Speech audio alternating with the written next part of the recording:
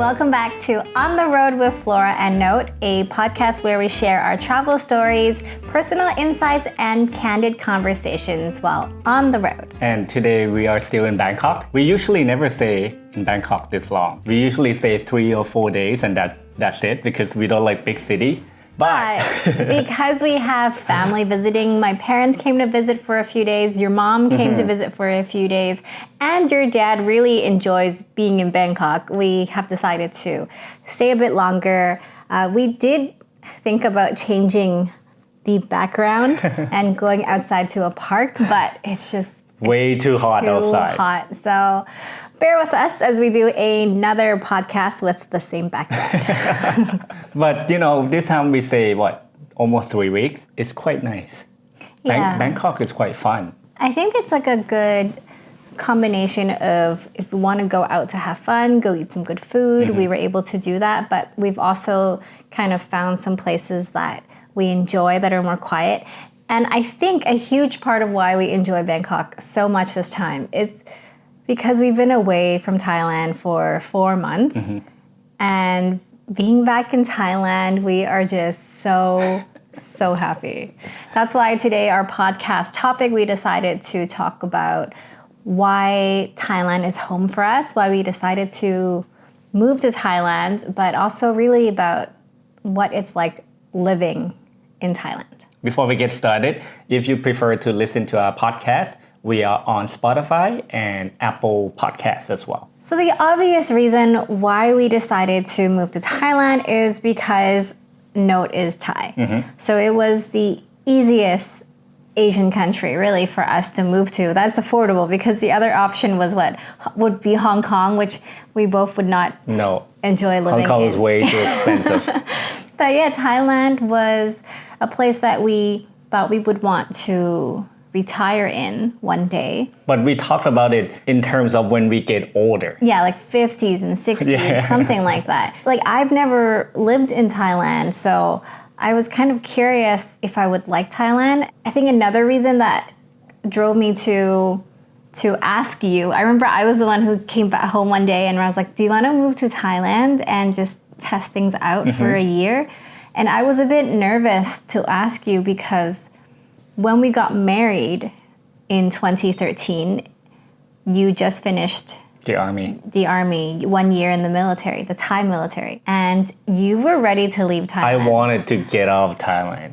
And you were like, we're never gonna move here. But like slowly as the years went by, you were starting to crave Thai food, watch Thai news, like you missed it. I was nervous too, because before we moved to Canada, I really didn't like Thailand just because my experience in the Thai army. But after you came home that night and mentioned the possibility of moving here, I was like, I think I'm ready to give it another chance to see Thailand from a different perspective, because there's so much more to this country that I shouldn't generalize Thailand based on one bad experience. And I remember you were thinking that it would be fun to show me Thailand. It's like a way that we can experience Thailand together, and you thought that me being in Thailand with you would be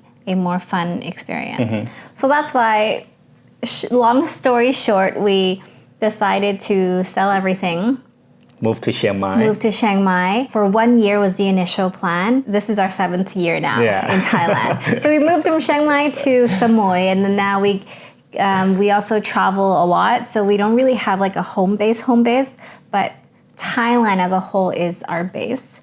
And we share more of that decision to move to Thailand on our first podcast. So if you're interested in that part of the story, then definitely go watch that podcast. I remember when we first got to Chiang Mai, the first few months, you were struggling, adapting to the culture, to the way of life in Thailand. Because I think you were bored. You didn't... No, I wasn't bored yet. At the beginning, I was just overwhelmed by the street food, the sound, the people.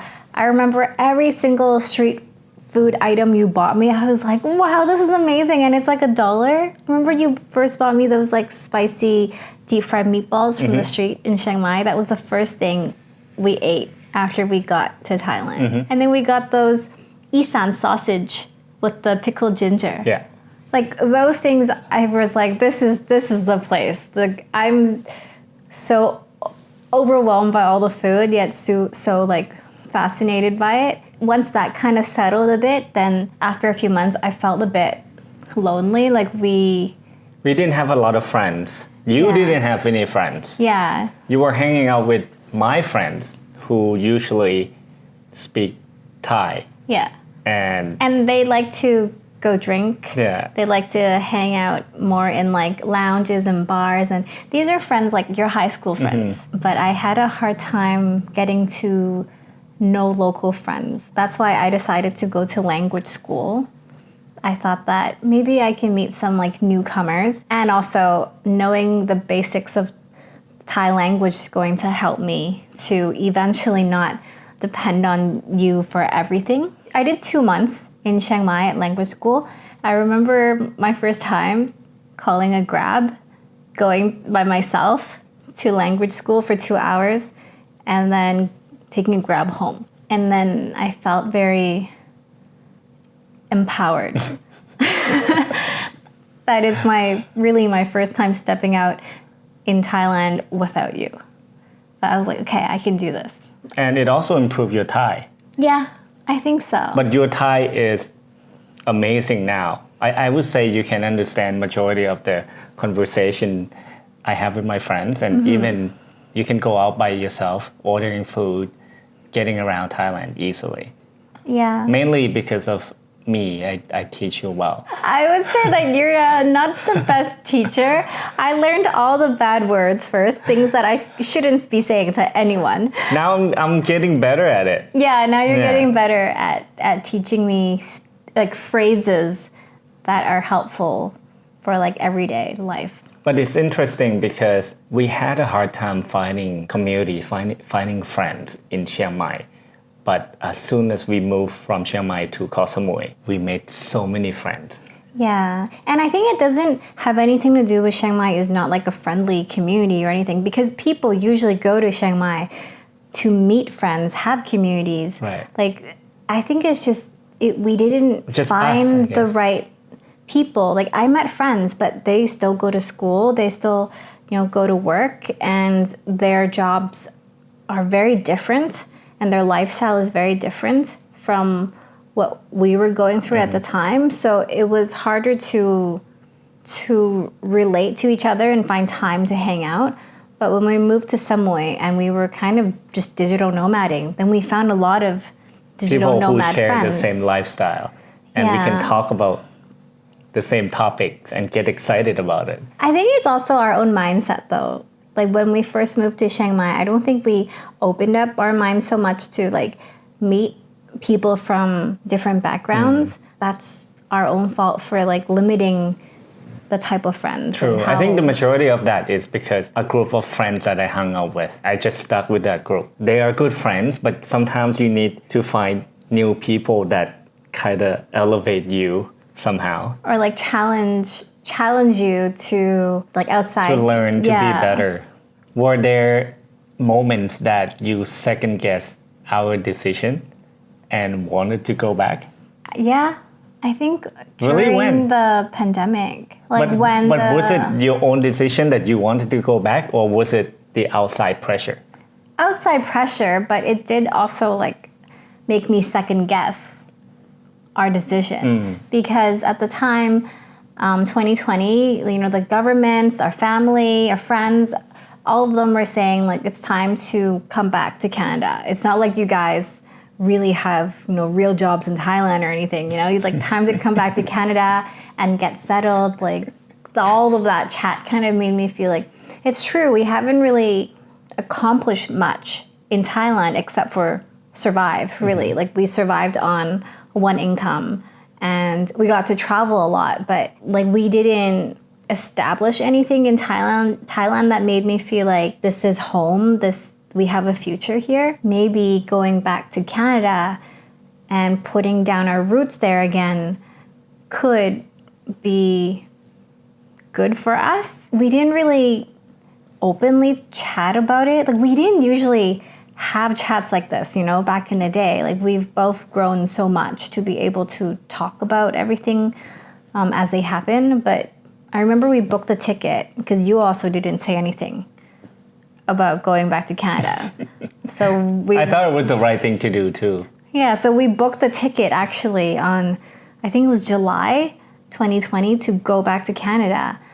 And a month before, they canceled our ticket. We suddenly both felt so relieved. Yeah. And we realized we both don't want to leave Thailand. And that kind of sparked this whole YouTube journey because we said we've been in Thailand for 3 years at the time.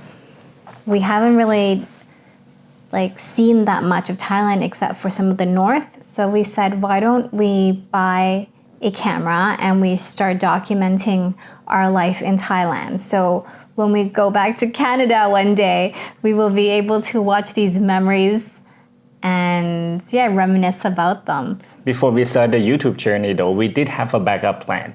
We went to learn how to make noodle soup. Oh, okay, yeah. Thai noodle soup, so that if we one day ended up back in Canada, we're gonna open a Thai noodle house. Yeah. So we went to the shop in Chiang Mai that we love. It was run by a young lady, and we paid her 20,000 baht to teach us her recipes and how to set up a shop. We went. We would spend 4 or 5 days, 10 hours a day or something. She really showed us from the beginning. Like, we arrive at her place in the morning, and she literally is putting water into a pot. Like, we are starting this broth from scratch. And then every single thing she's doing, I'm writing down. She made fresh garlic oil every day, fresh pork rinds. I remember she's so detailed. The kind of noodles you need to use, the kind of broth, the brand. Sauce, soy sauce, fish sauce, or, so detailed. We learned 4 kinds? Tom yum noodle soup, braised chicken noodle soup, cow soy, and clear broth soup.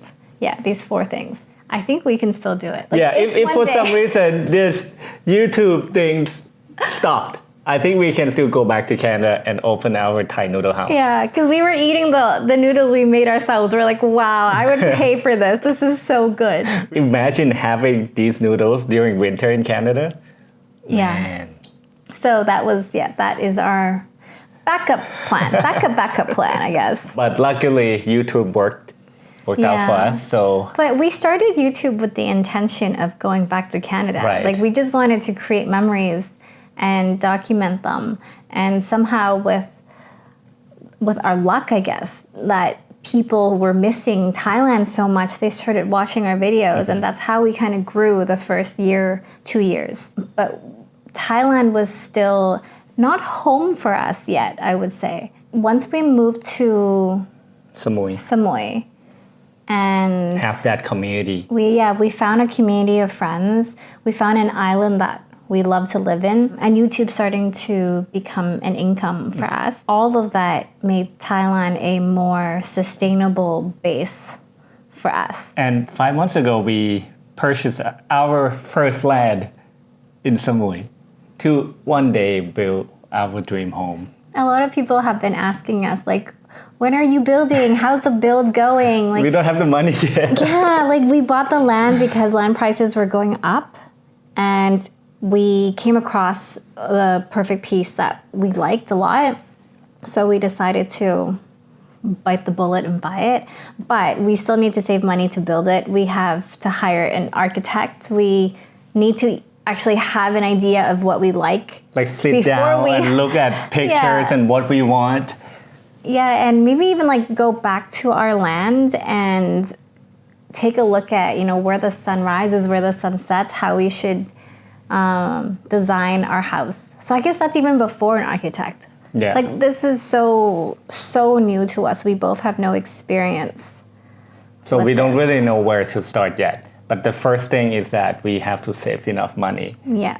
And once we do have enough money and start building, we will definitely document the process of building a home in Thailand. Because I think it would be handy I think for a lot of people. A lot of people have been asking us to do that as well because they may be looking to build a house in Thailand. And a lot of people have built a house in Thailand and have been sharing like interesting stories and things that we need to be aware of when we build. So like we appreciate all of that so much because we are really, really inexperienced about this. The funny thing is when we made that video when we purchased our land, we got a lot of comments like, how can you guys buy a land? This is in illegal. Thailand? This is illegal. You have to be Thai. But I am Thai. That's why we are able to buy a land. And it was interesting because the day we signed the papers, I thought that I don't need to do anything, right? But they needed me as the wife of a Thai to also sign the paper at the office because this is almost protecting me that you cannot go and just sell off our land. If you ever want to sell our land, I need to sign the papers too, which was like good for me. Like I felt like, oh, I feel more secure signing this, even though I know you're not going to run away with our land. But yeah, if you are interested in building a house in Thailand or purchasing a land in Thailand, you need to have a Thai partner. But I think now you can, foreigners can buy a condo. Yeah. I don't know much about the details of it, but I think that's what you can do. And if you're interested in seeing the video of us purchasing a land in Samui, it's on our main channel, Flora Note. So you can have a look there. Also link it to the bottom of this podcast as well. So let's dive a little deeper into why we love Thailand so much. Like coming back from 4 months of traveling in Central Asia, China, Japan, Korea, like coming back to Thailand, you were so excited. No matter where we go in this world, But Thailand is still number one for me. But why? Well, there's so many things. The food is so delicious and so many variety that you can choose from. The people are so friendly. Everything is so affordable. Accommodation is cheap. Food is cheap. Any services is cheap. We get massages probably 10 times already since we're back, you know. The weather, after spending time in Japan and Korea, even though it was like 15 degrees, 18 degrees, it was too cold for me. I'd rather hot and humid weather. Thai food has always been like top 3 for me. I always thought maybe Japanese food or Korean food is like top 1 or 2 for me. But then coming back to Thailand this time and eating like cheap, affordable, delicious food that is spicy and sweet and sour. You got so many things going on. Like I think Thai food is a solid number 1 favorite food for me. Even in Japan, even though the food was amazing, I was starting to crave, you know, that spicy food. Yeah, how long can you eat raw fish? But there's maybe a week or 2. Yeah, and then you just get like everything is a bit like it's beautiful and is good, but it's like I don't know. Thai food is just magical. Yeah, it has all the flavors. I was so happy today. I went to this local shop just right in front of our Airbnb.